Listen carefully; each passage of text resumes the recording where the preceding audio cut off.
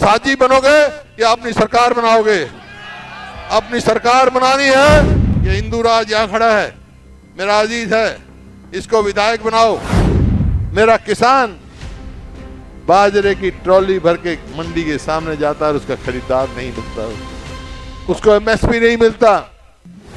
हमारे हाथ में आई तो उसी दिन ये कृषि कानून जो है, जो किसान के अहित के हैं, पंजाब की तरह उसमें भी हम अपना पास कर देंगे, इनका छुट्टी कर देंगे। ये चुनाव जो है एक साधारण चुनाव नहीं है। ये जो बड़ौदा का बाई इलेक्शन है एक असाधारण है। परिस्थिति होती है, बाई इलेक्शन हुआ जिस दिन हमारे भाई श्री कृष्ण जी का स्वर्गवास हुआ और ये सीट खाली हुई और सवाल आया इलेक्शन होगा तो चाहे वो प्रदेश के मुख्यमंत्री हों, मंत्री हों, यहाँ के इंचार्ज बने, वो एक बात कहना शुरू कर दिया उनने कि भाई हमारी तो सरकार बन रही है, एक सीट तो कोई फर्क नहीं पड़ता, हारा या जीता। लेकिन वो ये बात भूल गए, वो इतिहास भूल गए कि एक सीट ही जो है, कई दफा परिस्थिति होती है, एक ही सीट सरकार की चूल हिला के छुट्टी कर देती है और प्रत्यक्ष को प्रमाण की जरूरत नहीं है। जैसा दांगी साहब ने बताया, मैं उस संघर्ष में साथ था।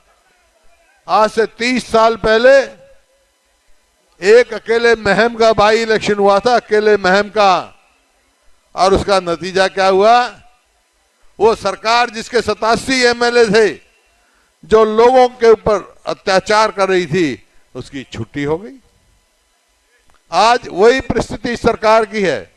सबने बातें गिनाई आपको मैं लंबी बात नहीं कहूंगा, लेकिन मेरे को तकलीफ होती है जब मैं देखता हूं मेरा किसान बाजरे की ट्रॉली भर के मंडी के सामने जाता है और उसका खरीदार नहीं मिलता, उसको एमएसपी नहीं मिलता। किसान धान पैदा करता है इस उम्मीद से कि 1 एकड़ में 1 लाख का पैदावार होगी। आज कितने की होगी भाई?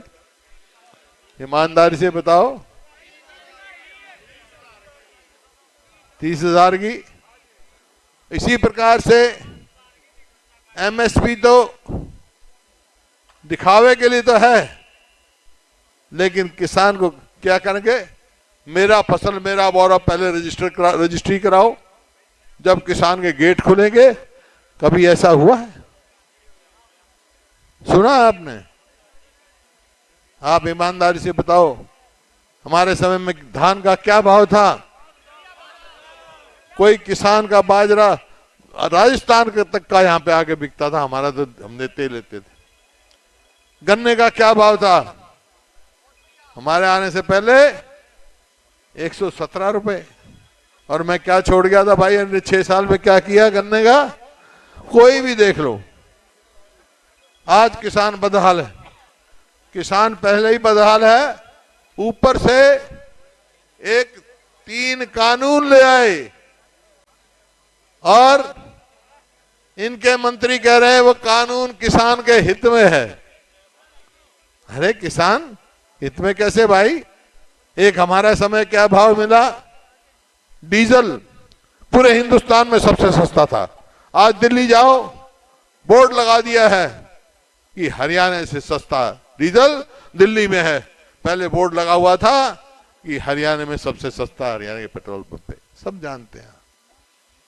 खाद, हमारे समय में ना खाद पे टैक्स था, ना कीटनाशक दवाई पे टैक्स था, ना ट्रैक्टर मशीनरी पे टैक्स था। आज सब पे टैक्स ठोक दिया, लागत बढ़ा दी है, किसान की आमदनी घटा दी है, और फिर अब 3 कानून और ले आए। मैंने एक बात कही थी कि भाई 3 कानून आप ये ले आए, एक और कानून ले आओ कि कोई भी किसान की फसल अगर एमएसपी से कम खरीदता है तो उसको सजा होनी चाहिए। जो कल पंजाब असेंबली ने पास कर दिया, सबसे पहले कहने वाला मैं हूं। मैंने तो 2007 में ये सरकार छुपा रही है, ये कहे मना करे, मैंने 2007 में ये नियम बना दिया था कि कोई भी कॉन्ट्रैक्ट फार्मिंग होगी तो उसकी कोई भी खरीदेगा, एमएसपी से कम खरीद नहीं सकता है। मेरे 2007 का कानून, और आज ये कह रहे हैं नया कानून किसान के हित में। आज मैं कह के जा रहा हूं कि आज बड़ौदा का इलेक्शन कोई आम इलेक्शन इस वास्ते नहीं है कि ये जो कानून बनाए हैं पंजाब ने निरस्त कर दिए, अगर हरियाणा में निरस्त करना है तो बड़ौदा में जीत जरूरी करनी है। हमारी विधानसभा में हम प्राइवेट मेंबर मिल जाएंगे, देखेंगे कौन एमएलए उसके खिलाफ वोट देगा और लोग उसको कैसे अंदर घुसने देंगे।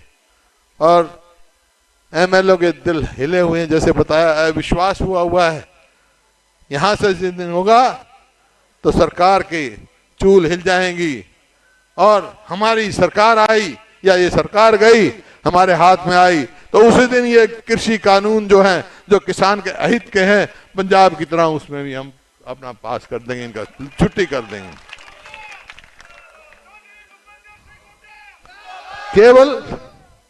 केवल बहकाने के लिए गरीब आदमी हमने 3,82,100 गज के प्लॉट दिए, मकान बनवाने का काम किया। ये सरकार बताए कि एक भी प्लॉट हरियाणा में दिया किसी को, या आप बता दो किसी के गांव में किसी को मिला हो इनकी सरकार ने। गरीबों के बच्चों के वजीफे में घोटाला किया। जो गरीब आदमी की स्कीम थी, दाल सस्ती देते थे, वो खत्म कर दी। कोई ऐसी कार्यक्रम नहीं। और कर्मचारियों के साथ जो हो रही है वो आपके सबके मालूम। किसकी भलाई कर रही है सरकार, क्या कर रही है। और कर्जा 66 में हरियाणा बना और 2014 में मैंने सरकार छोड़ी।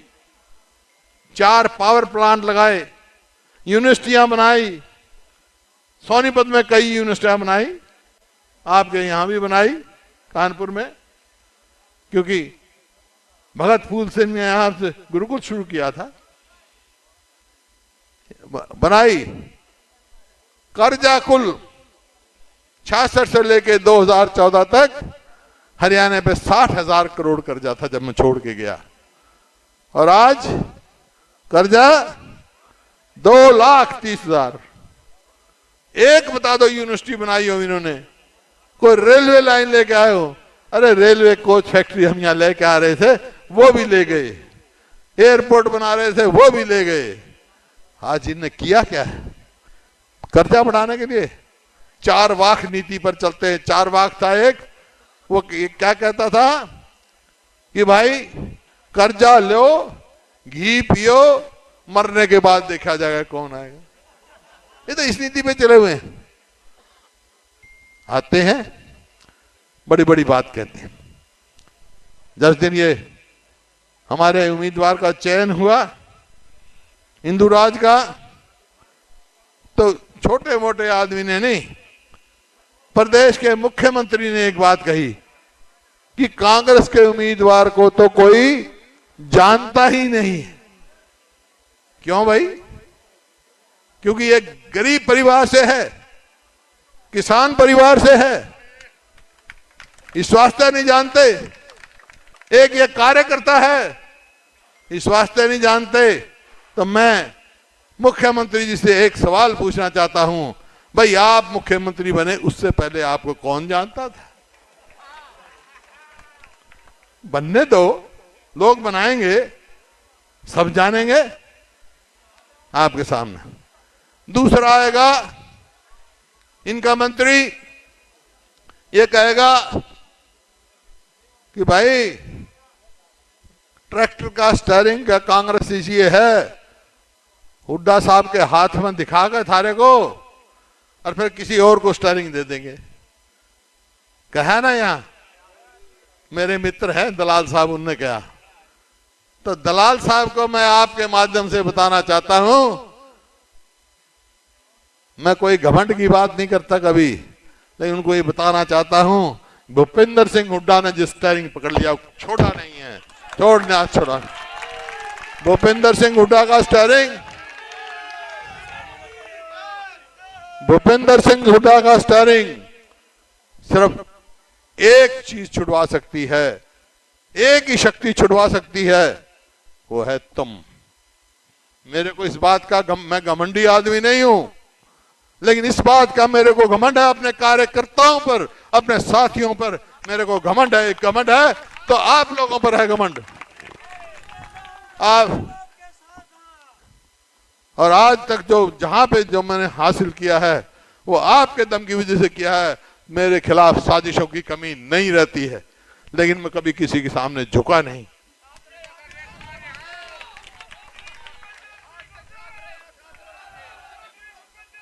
एक आदमी आता है, एक मंत्री आएगा, ये कहेगा कि भाई सरकार है हमारी, इसमें साझा कर लो। अरे मंत्री जी, ये बड़ौदा है, ये साझी नहीं बनते हैं, ये सरकार बनाते हैं, अपनी सरकार बनाते हैं। बोलो, साझी बनोगे या अपनी सरकार बनाओगे? अपनी सरकार बनानी है, अपनी सरकार बनानी है तो इंदु राज को इतनी वोटों से जिता दो।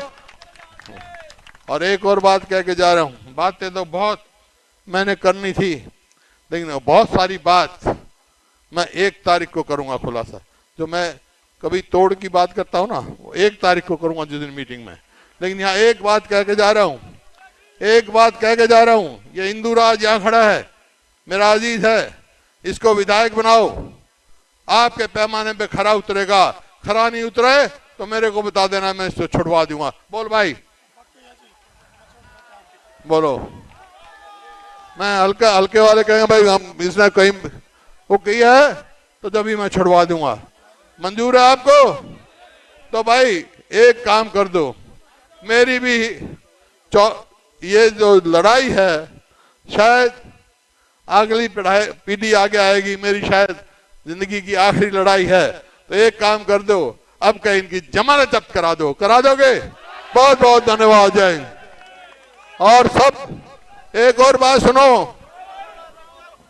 सुनो, जैसे कहता टीकरी पैरा, 3 तारीख तक जागू रहना है और लागू रहना है। कोई आ जाए पैसे लेकर, दारू लेके तो चौपाड़ में बांध के बता दियो, मैंने बता दियो फिर।